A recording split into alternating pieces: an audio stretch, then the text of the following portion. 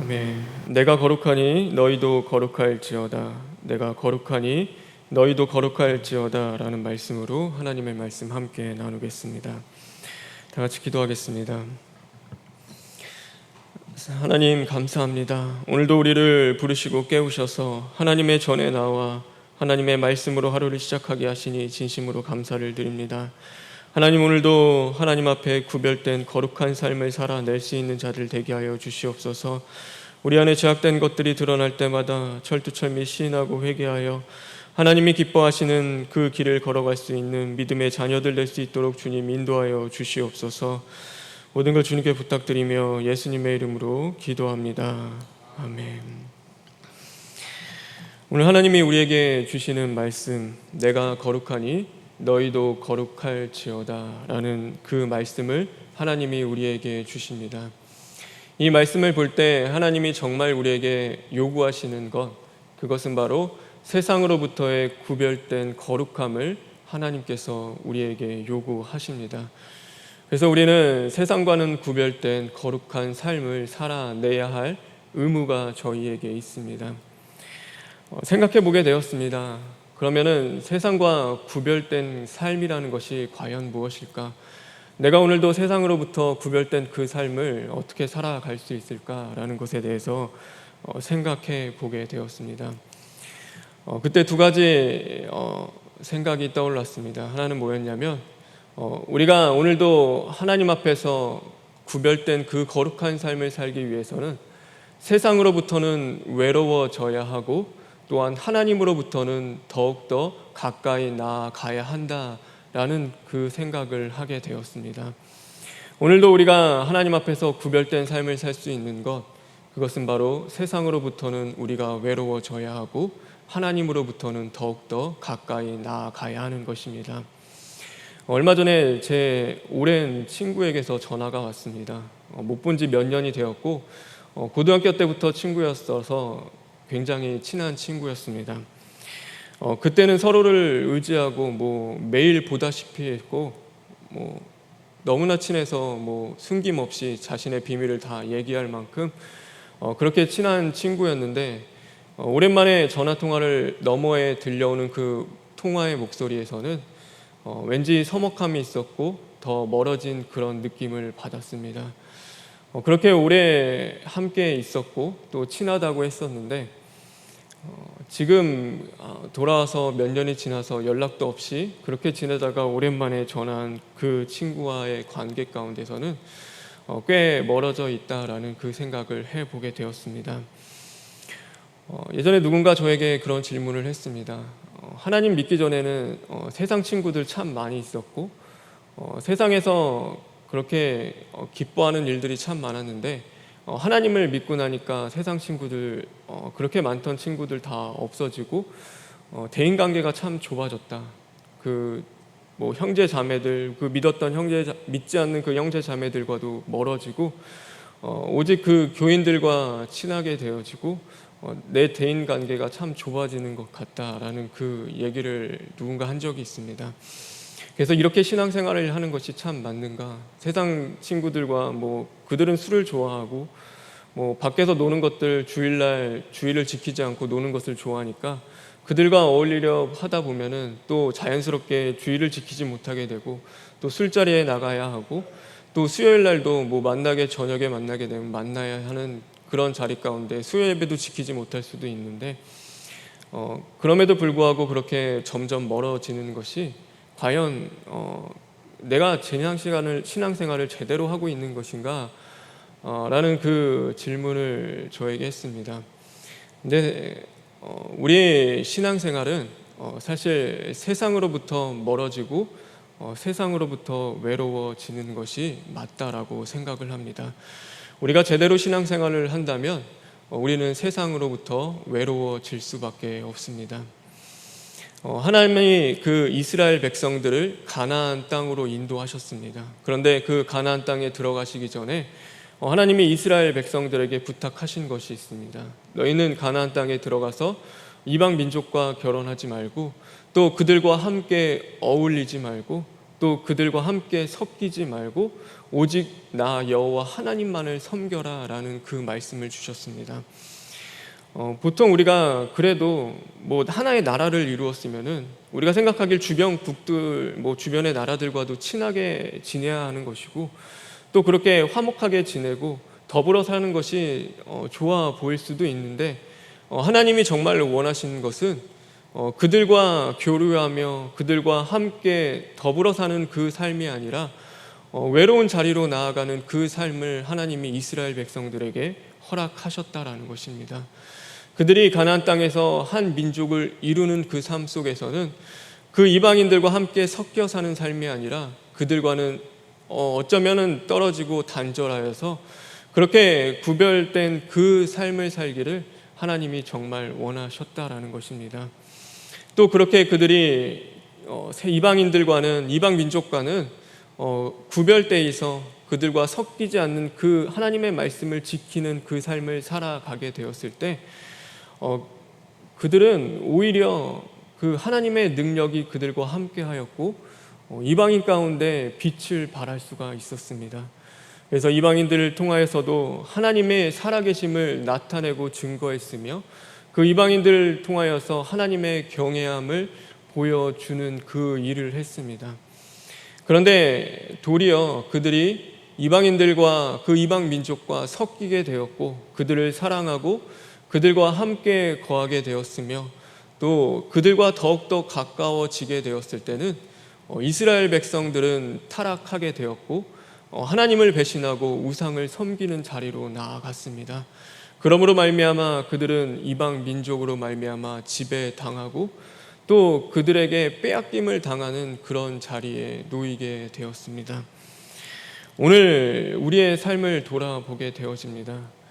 오늘 우리는요 외로워서가 문제가 되지 않습니다. 도리어 그리스도인으로서 외롭지 않다라는 것이 우리에게 더 큰 문제로 다가온다라는 그 생각을 해보게 되어집니다.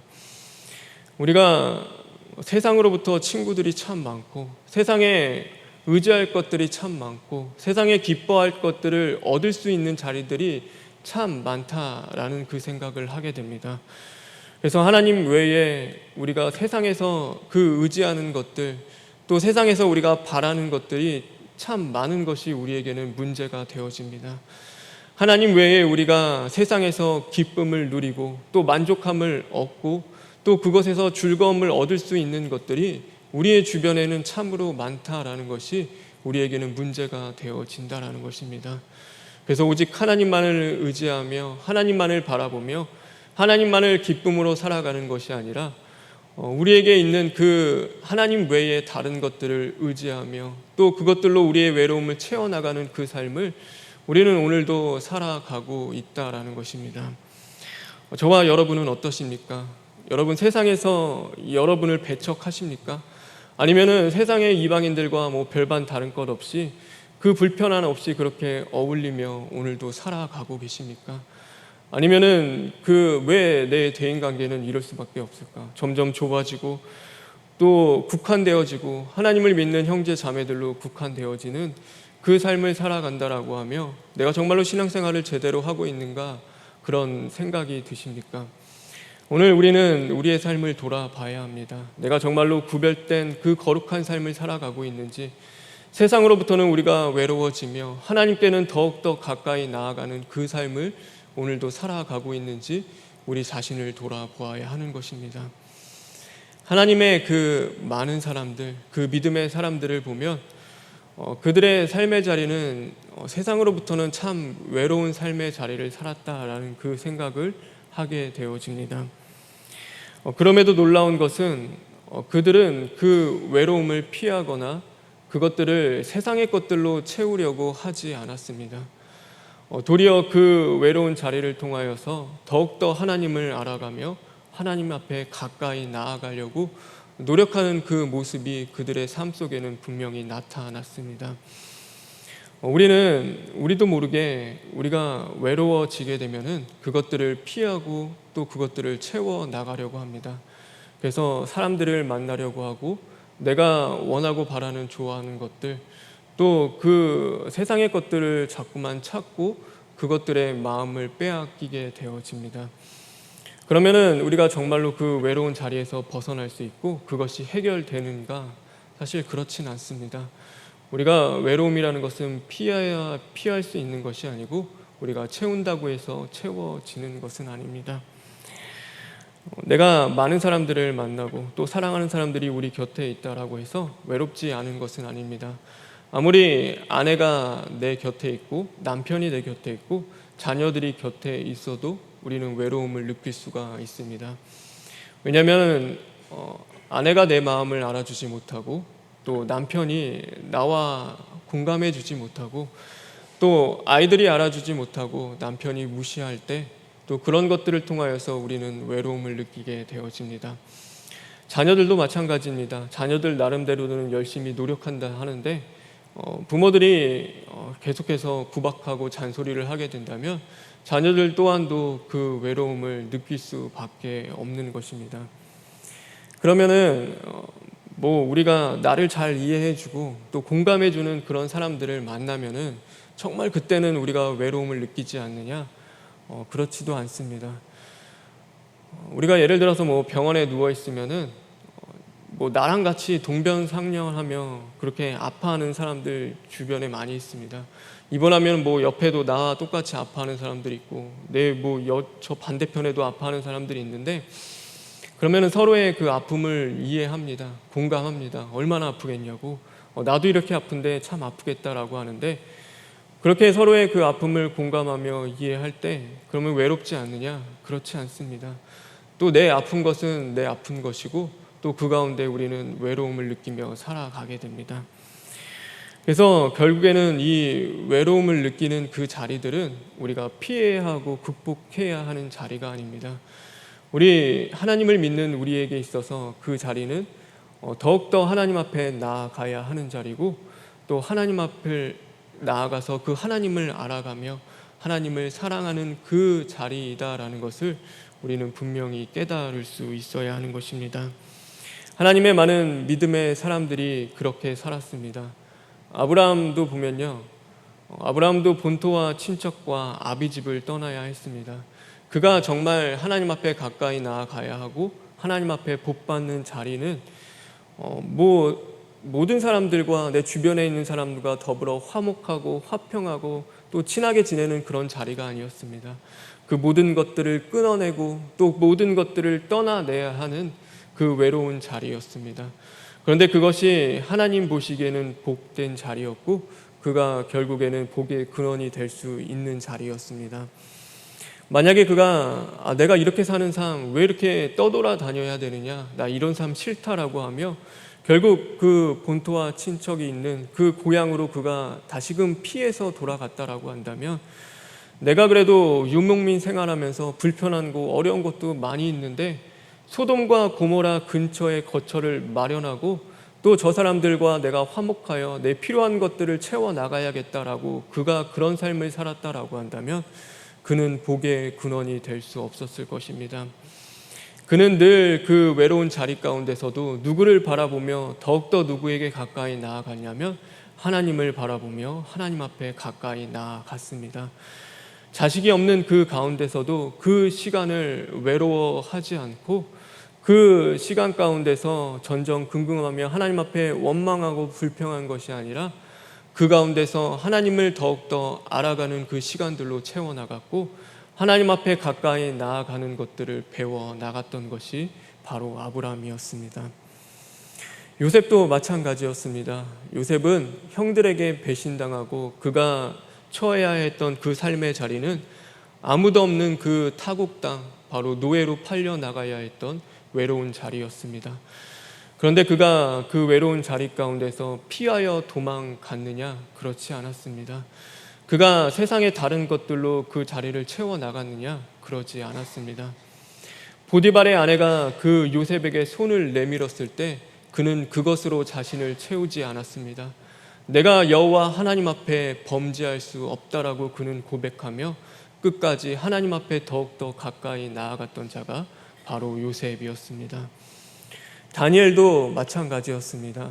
다니엘도 그가 총리로 있었던 그 삶 속에서는 외국에서 그렇게 포로 생활에 하는 그 삶이었고, 그 다리오 왕이 왕 외에 다른 신에게 절하게 되면 사자굴에 넣게 했다 조서를 내리는 그 순간에도 그의 편은 아무도 없었습니다. 그는 홀로 그 조서와 싸워야 했습니다. 그럼에도 그는 그 자리를 피하지 않고 또 다른 것들로 채우지 않았습니다. 사람을 의지할 수도 있었고, 내가 30일 참았다가 다시금 하나님 앞에 기도하면 되지라고 하며 그 자리를 피할 수도 있었는데, 그 다니엘은 그러지 않았습니다.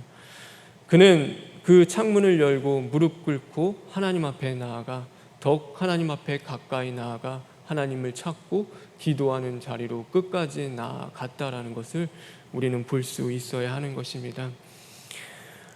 하나님을 믿는 사람뿐만이 아닙니다. 바로 예수 그리스도도 그런 삶을 사셨습니다. 예수님이 우리에게 말씀하셨습니다. 새도 둥지가 있고 여우도 굴이 있는데 바로 인자는 머리 누울 곳이 없구나 라고 예수님은 스스로를 말씀하셨습니다. 예수님의 삶은 늘 외로운 자리에 놓여지는 삶이었습니다. 그래서 오병이어의 그 놀라운 기적을 행한 이후에도 보면요, 예수님은 그 사람들과 함께 있는 것이 아니라 그곳을 피하여 홀로 한적한 곳으로 나아가셨습니다.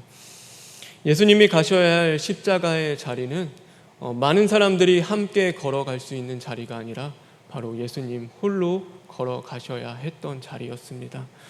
그렇게 사랑하던 제자들에게도 버림을 받아야 했던 자리였고, 또 그 모든 사람들에게, 어쩌면 세상의 그 모든 사람들에게 멸시와 천대를 받아야 했던 그 외로운 자리였습니다. 그럼에도 불구하고요, 예수님은 그 자리를 피하지 않고 다른 것들로 채우지 않으셨습니다. 그 자리 그대로 주어진 자리를 받아내셨고, 또 그 자리 가운데 더욱더 누구에게 가까이 나아갔냐면 끝까지 하나님 앞에 그 예수 그리스도는 가까이 나아가셨습니다.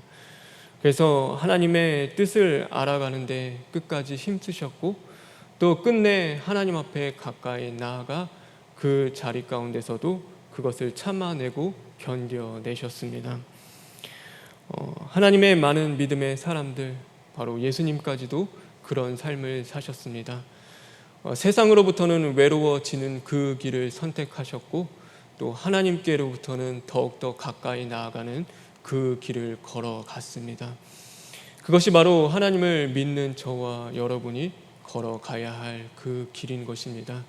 그것이 바로 세상으로부터 거룩해져야 할, 오늘도 하나님이 우리에게 주신 너는 세상으로부터 구별된 그 거룩한 삶을 살아야 한다라는 그 말씀의 의미이기도 합니다.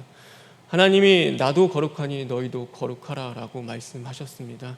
그러기에 우리는 오늘도 그 거룩한 삶을 살아내기 위해서 힘써야 하고, 그 자리 가운데 세상의 것들로 채워나가고 세상으로 피하여 달려가는 자들이 아니라 끝까지 하나님 앞으로 달려가며 하나님 앞에 가까이 나아가기에 힘쓰는 저와 여러분이 되어야 하는 것입니다. 우리가 하나님 앞에 무릎 꿇으면요, 세상에서 무릎 꿇지 않게 됩니다. 그런데 세상에서 무릎 꿇으면은 하나님 앞에서 무릎 꿇지 않고 세상에서 무릎 꿇게 되면은 우리는 결국 어떻게 되냐면 세상에 비굴해지게 됩니다. 그래서 돈 앞에서 절하게 되고 사람 앞에서 절하는 자들이 되어지게 됩니다. 다니엘이 끝까지 세상에서 무릎 꿇지 않을 수 있었던 것은 그는 끝까지 하나님과의 그 관계 속에서 하늘을 향하여 그 창이 열려 있던 자였기 때문입니다. 세상을 향하여 자신의 창을 연 자가 아니라 바로 끝까지 하나님을 향하여 자신의 창을 열고 살았던 자가 다니엘이기 때문에 그는 끝까지 세상에 무릎 꿇지 않고 하나님 앞에 무릎 꿇으며 하나님 앞에 가까이 나아갈 수 있었던 것입니다. 그렇게 하나님을 의지하며 하나님 앞에 끝까지 나아가 가까이 나아가는 자에게는 하나님이 복을 주십니다. 세대를 뛰어넘어서 하나님이 그를 세워 쓰시는 그 복을 하나님께서 허락하십니다. 우리가 대통령이 바뀌면요, 정치인, 그 밑에 있는 정치인들도 다 바뀌게 되어 있습니다. 왕이 한번 바뀌면요, 그 왕 밑에 있는 신하들도 다 바뀌어야 합니다. 근데 다니엘은 그러지 않았습니다. 느부갓네살 왕으로 있을 때도 다니엘은 신임을 얻었고 그의 삶은 형통했습니다. 그런데 그 느부갓네살 왕이 지나서 벨사살 왕이 되었을 때도 그는 그 어떤 신하들보다 신임을 얻었고 또 그 가운데 형통한 삶을 살았습니다.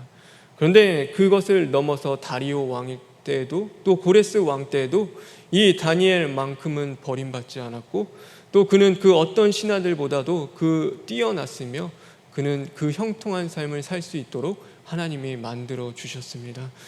그래서 그는 왜 그런 삶을 살았냐면은 늘 하나님을 가까이 하는 삶을 살았기 때문입니다.